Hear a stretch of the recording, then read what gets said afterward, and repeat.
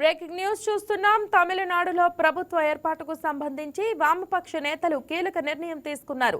దీంతో టీవీకే అధినేత విజయ్ ముఖ్యమంత్రి పీఠాన్ని అధిష్ఠించేందుకు మార్గం సుగమమైంది. గత కొన్ని రోజులుగా కొనసాగుతున్న ఉత్కంఠకు తెరదించుతూ కాంగ్రెస్, వీసీకే, సిపిఐ, సిపిఎం పార్టీలు విజయ్కు మద్దతు ప్రకటించాయి. దీంతో ఆయన బలం మ్యాజిక్ ఫిగర్ కు చేరుకుంది. తమిళనాడులో నెలకొన్న రాజకీయ అనిశ్చితి ఎట్టకేలకు ఒక కొలిక్కి వచ్చింది. రాష్ట్ర అసెంబ్లీలో ఏ పార్టీకి స్పష్టమైన మెజారిటీ రాని పరిస్థితుల్లో అతిపెద్ద పార్టీగా అవతరించిన తమిళగ వెట్రి కళగం వైపు విపక్షాలు మొగ్గు చూపాయి. కాంగ్రెస్ కు 5 ఎమ్మెల్యేలు, సిపిఐ 2, సిపిఎం 2, వీసీకే పార్టీకి మరో 2 ఎమ్మెల్యేలు విజయ్ కు తమ మద్దతును ప్రకటించారు. టీవీకేకు ఉన్న 107 మంది ఎమ్మెల్యేలతో కలిపి ఈ కూటమి బలం ఇప్పుడు 118కి చేరింది. 234 స్థానాలున్న తమిళనాడు అసెంబ్లీలో ప్రభుత్వం ఏర్పాటు చేయడానికి అవసరమైన మెజారిటీ మార్కును 118ని విజయ్ అందుకున్నారు.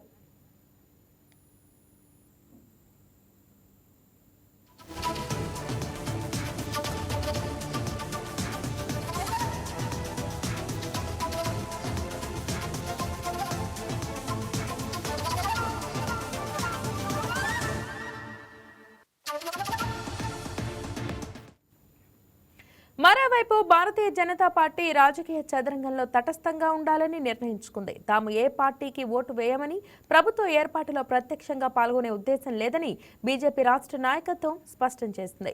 తమిళనాడు బీజేపీ అధ్యక్షుడు నైనార్ నాగేంద్రన్ జారీ చేసిన ఈ ప్రకటనలో తమిళనాడు ప్రజల సంక్షేమం, ప్రగతికి అంకితమైన బీజేపీ అదే లక్ష్యంతో అసెంబ్లీ ఎన్నికలలో పోటీ చేసిందని, అయితే ఎన్నికల ఫలితాలను పార్టీ మనస్ఫూర్తిగా అంగీకరిస్తుందని పేర్కొన్నారు. మరోవైపు తమకు మద్దతు ఉన్నందున ప్రభుత్వం ఏర్పాటుకు అవకాశం ఇవ్వాలని విజయ్ ఇప్పటికే గవర్నర్ను కోరారు. అయితే తొలుత సంఖ్యాబలం సరిపోలేదని గవర్నర్ నిరాకరించినట్లు వార్తలు వచ్చాయి. ఇప్పుడు కాంగ్రెస్, కమ్యూనిస్టు పార్టీల మద్దతు లేఖలతో విజయ బలం 119కి చేరుకోవడంతో గవర్నర్ నిర్ణయంపై అందరి దృష్టి నెలకొంది. ఈ పరిణామాల మధ్య డీఎంకే, ఏఐఏడీఎంకే పార్టీలు కూడా అప్రమత్తమయ్యాయి. ఈ రెండు పార్టీలు కలిసి ప్రభుత్వాన్ని ఏర్పాటు చేసే ప్రయత్నాలు చేస్తున్నట్లు ప్రచారం జరుగుతోంది. ఎమ్మెల్యేలు చేజారిపోకుండా ఉండేందుకు రెండు పార్టీలు తమ ప్రతినిధులను చెన్నైలోని సురక్షిత ప్రాంతాలకు తరలించాయి.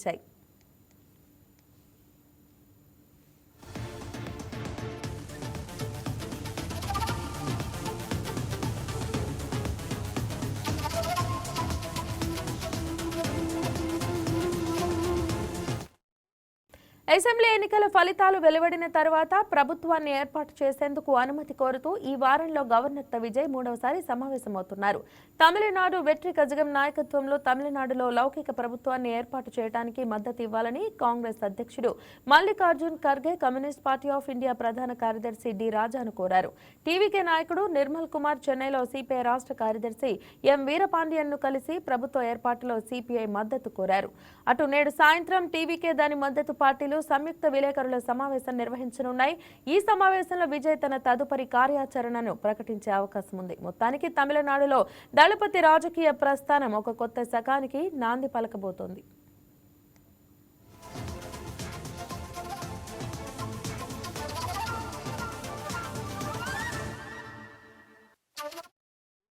దీనిపై మరింత సమాచారం ఎగ్జిక్యూటివ్ ఎడిటర్ శ్రీనివాస్ ఫోన్లో అందిస్తారు. శ్రీనివాస్, మరి విజయ్ సీఎం పీఠం అధిష్టానానికి లైన్ క్లియర్ అయినట్లయినా అప్డేట్స్ తెలియజేయండి. విజయ్ సర్కారు త్వరలో కొలువుదీరబోతుంది. దీనికి సంబంధించి ముహూర్తం ఖరారు కావాలి. అదేవిధంగా ఏదైతే గవర్నర్ కోరిన విధంగా 118 మంది ఎమ్మెల్యేల మద్దతు లేఖలను కూడా గవర్నర్ కు సమర్పించాల్సి ఉంటుంది. కొద్దిసేపటి క్రితమే సిపిఐ, సిపిఎం అదేవిధంగా టీవీకే పార్టీలు తాము పూర్తిగా మద్దతు ఇచ్చినట్లు ప్రకటించాయి. దీనికి సంబంధించిన లేఖలను కూడా గవర్నర్ కు అందజేస్తామని చెప్పేసి కూడా చెప్పడం జరిగింది. దీంతోనే 4 రోజుల నుంచి ఉత్కంఠకు తెరపడినట్లయింది.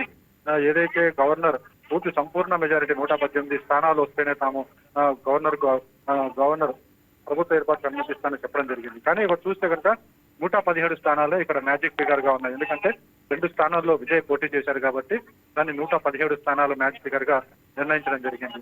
ఈ ప్రస్తుతానికైతే కాంగ్రెస్ పార్టీ 5 మంది ఎమ్మెల్యేల మద్దతు ఇస్తుంది. అదేవిధంగా వామపక్ష పార్టీలు 4, అదేవిధంగా బీఎస్పీ ఒక పార్టీని 2 స్థానాలు కలిసి మొత్తం 11 స్థానాలు ఇప్పుడు విజయ్కి లభించినట్లయింది. దీంతో సంఖ్యాబలం కూడా 119కి పెరిగింది.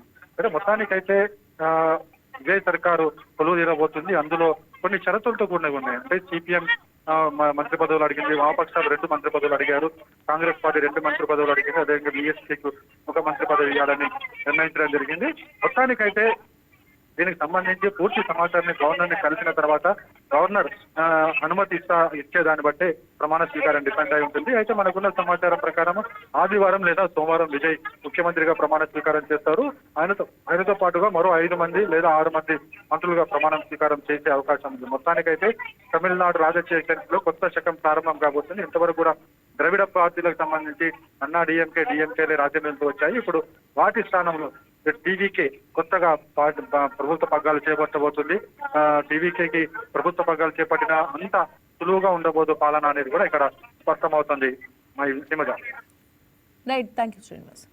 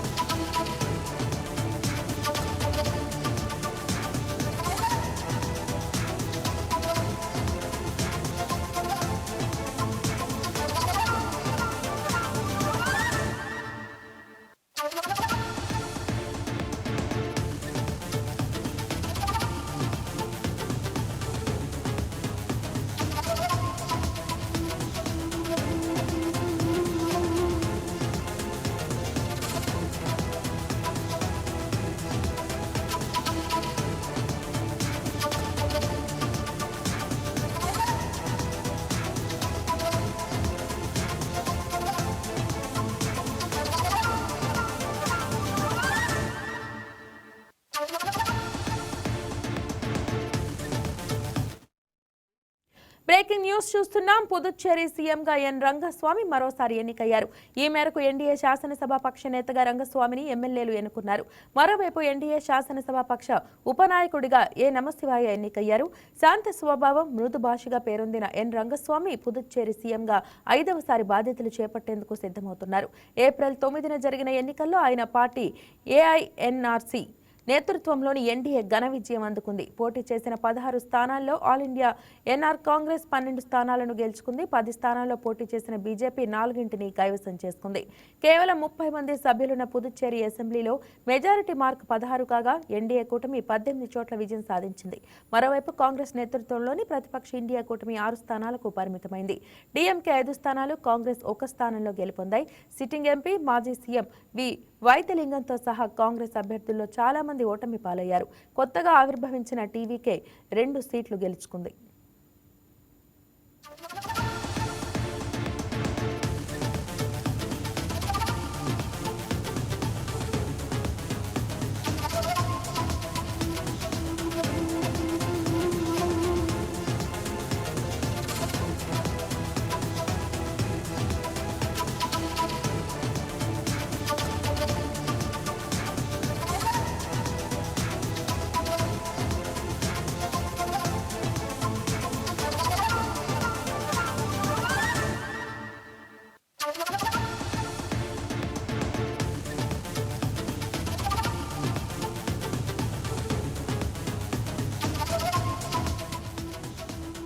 తెలుగు రాష్ట్రాల్లో ఎండలు ఠారెత్తిస్తున్నాయి. ఈ క్రమంలో వాతావరణ శాఖ కీలక అప్డేట్ ఇచ్చింది.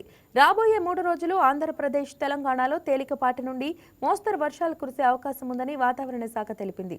ఉరుములు, ఈదురు గాలులతో కూడిన వర్షాలు పడతాయని ప్రజలు అప్రమత్తంగా ఉండాలని హెచ్చరించింది. తాజా వాతావరణ పరిస్థితులపై మరింత సమాచారం విశాఖ నుంచి మా స్పెషల్ కరెస్పాండెంట్ దుర్గాప్రసాద్ అందిస్తారు. 2 తెలుగు రాష్ట్రాలలో భిన్నమైన వాతావరణం నెలకొందని చెప్పొచ్చు.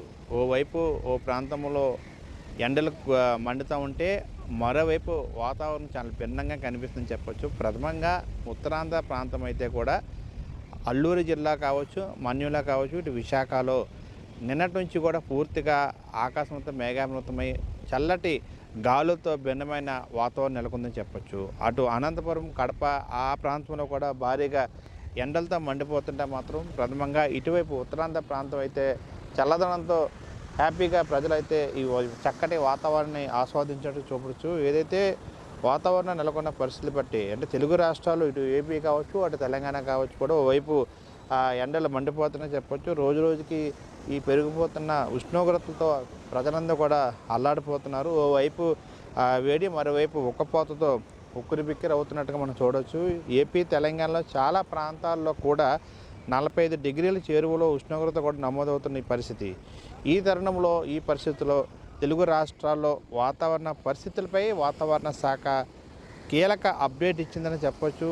ఏపీ, తెలంగాణలో ఎండలతో పాటు వర్షాలు కూడా కురిసే అవకాశం ఉందని వాతావరణ శాఖ తెలిపింది. అమరావతి వాతావరణ కేంద్రం ప్రకారంగా అటు ఏపీ వాతావరణ కేంద్రం ఏదైతే అమరావతి వాతావరణ కేంద్రం తెలిపిన వివరాల ప్రకారంగా మనం చూసినట్లయితే ఏపీలో యానాం దిగువ ట్రోపో ఆవరణంలో ఆగ్నేయ నైరుతి గాలులు వీస్తున్నాయి కాబట్టి దీని ప్రభావంతో ఏపీలో రాగల 3 రోజుల వరకు కూడా ఏ విధంగా ఉంటుందో వాతావరణ శాఖ తెలియజేసిన అంశం ప్రకారంగా మనం చూసినట్లయితే ఉత్తర కోస్తా ఆంధ్రప్రదేశ్ యానాంలో మనం చూసినట్లయితే తేలికపాటి నుండి మోస్తారు వర్షాలు లేదా ఉరుములతో కూడిన జల్లులు 1 లేదా 2 చోట్ల కురిసే అవకాశం ఉందని వాతావరణ శాఖ అధికారులు తెలియజేశారు. అది శుక్రవారం, శనివారం, ఆదివారం వరకు కూడా ఈ వాతావరణం భిన్నమైన వాతావరణం ఉండే అవకాశం ఉంది.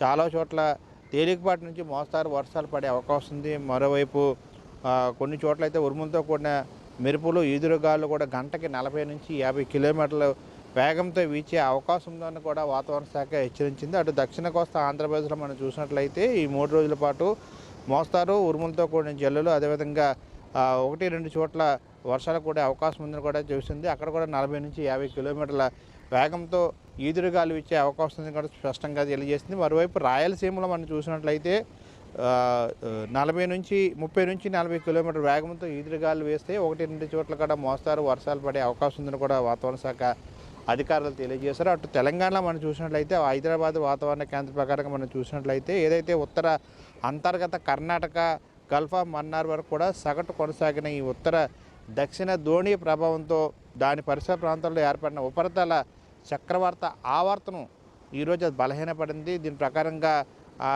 తెలంగాణలో చాలా ప్రాంతాల్లో ఆగ్నేయ దక్షిణ ఏదైతే దక్షిణ ఆగ్నేయ దిశల నుంచి కూడా గాలులు ఎక్కువగా వీచే అవకాశం ఉంది. అదేవిధంగా కొన్ని చోట్ల తేలికపాటి వర్షాలు కూడా పడే అవకాశం ఉంది. ఈ నేపథ్యంలో కొన్ని చోట్ల 30 నుంచి 40 కిలోమీటర్ల వేగంతో కూడా గాలులు వీస్తాయని కూడా వాతావరణ శాఖ అధికారులు తెలియజేశారు. ఈ నేపథ్యంలో ప్రజలు కూడా అప్రమత్తంగా ఉండాలని చెప్తున్నారు. ఎందుకంటే రాష్ట్రంలో పలు చోట్ల ఎండలు తాతెత్తిస్తున్నాయి. ఈ క్రమంలో ఎండల నుంచి ఉపశమనం కూడా లభించే అవకాశం ఉంది. ఎందుకంటే ఇట్లాంటి ఈ భిన్నమైన వాతావరణం కొంతమంది ప్రజలు ఆస్వాదిస్తున్నప్పుడు కూడా ఈ మధ్యలో ఇట్లాంటి ఆకస్మిక వర్షాల వల్ల ప్రథమంగా రైతులు ఇబ్బంది పడే అవకాశం ఉంది. మరోవైపు ఉష్ణోగ్రతలు కూడా 2 నుంచి 3 డిగ్రీలు కూడా తగ్గే అవకాశం కూడా కనిపిస్తూ ఉంది. ఈ రోజుకి భిన్నమైన వాతావరణం అంటే ఏపీలో మనం చూసినట్లయితే ప్రధానంగా వైఎస్ఆర్ కడపలో 43 డిగ్రీలు, అదేవిధంగా చిత్తూరు 43 డిగ్రీలు, అదేవిధంగా తెలంగాణ ఆదిలాబాద్లో 42, హన్మకొండలో 40 డిగ్రీలు నమోదయ్యాయి. ఈ తరుణంలో వాతావరణ శాఖ చల్లటి కబురు అందించింది చెప్పొచ్చు. అయితే ఈ వాతావరణం భిన్నమైన మార్పులు ఏదైతే ఈ ఒకవైపు ఎండ, మరోవైపు ఇట్లాంటి వర్షం ప్రభావం వల్ల ఈ భిన్నమైన వాతావరణం వల్ల కొంచెం అనారోగ్య సమస్యలు కూడా తలెత్తే అవకాశం ఉంటుంది. ప్రథమంగా ఇట్లాంటి ఆకస్మిక వర్షాల వల్ల రైతులు చాలా తీవ్ర ఇబ్బందులు లోనయ్యే అవకాశం ఉంటుంది. ఈ నేపథ్యంలో ప్రధానంగా నిన్న అల్లూరు జిల్లాలో అయితే వర్షపాతం బాగా వర్షం అయితే కురిసింది మనం చెప్పొచ్చు. బుధవారం, గురువారం రాత్రి కూడా చాలా చక్కగా ఎక్కువగా ప్రథమంగా అల్లూరు జిల్లాలో అయితే వర్షం కురిసింది. విశాఖలో మనం చూసినట్లయితే పూర్తిగా చల్లటి గాలులు వీస్తున్నాయి. ఈ నేపథ్యంలో ఎండల నుంచి ఉపశమనం పొందినప్పుడు కూడా ఇట్లాంటి వాతావరణ ప్రభావం వల్ల ఇబ్బంది పడే అవకాశం ఉంటుంది. మరోవైపు రైతులు తీవ్రంగా నష్టపోయే అవకాశం ఉంటుంది. అకాల వర్షాల వల్ల ప్రజలు కూడా అప్రమత్తంగా ఉండాల్సిన అవసరం ఎంతైనా ఉందని చెప్పేసి కూడా వాతావరణ శాఖ అధికారులు తెలియజేస్తున్నారు. ఈ భిన్నమైన వాతావరణం మరొక 2 రోజుల పాటు కొనసాగింది. దాని అనంతరం అంటే సోమవారం నుంచి క్రమేపీ వాతావరణ ఉష్ణోగ్రతల్లో మార్పులు కనిపించే అవకాశం ఉంది. ఇప్పటికే అటు అనంతపూరు, కడప, రాయలసీమ ప్రాంతాల్లో 43 నుంచి 45 డిగ్రీల వాతావరణ డిగ్రీలు నమోదవుతూ ఉంది. ఇటు ఉత్తరాంధ్ర మనం చూసినట్లయితే 39 నుంచి 41 డిగ్రీలు కూడా నమోదవుతూ ఉంది. అయితే ఈ భిన్నమైన వాతావరణంలో ప్రజలు ఆస్వాదించినప్పుడు కూడా ప్రథమంగా అల్లూరు జిల్లాలో అయితే నిన్న మొన్న వర్షం అయితే నమోదైంది. ఈ నేపథ్యంలో ఇట్లాంటి భిన్నమైన వాతావరణంలో ప్రజలు కూడా అప్రమత్తంగా ఉండాలని చెప్పేసి కూడా వాతావరణ శాఖ అధికారులు తెలియజేసిన అంశంగా మనం పరిగణించవచ్చు. వీడియో జర్నలిస్ట్ కిషోర్తో దుర్గాప్రసాద్, వైకే న్యూస్, విశాఖ నుండి.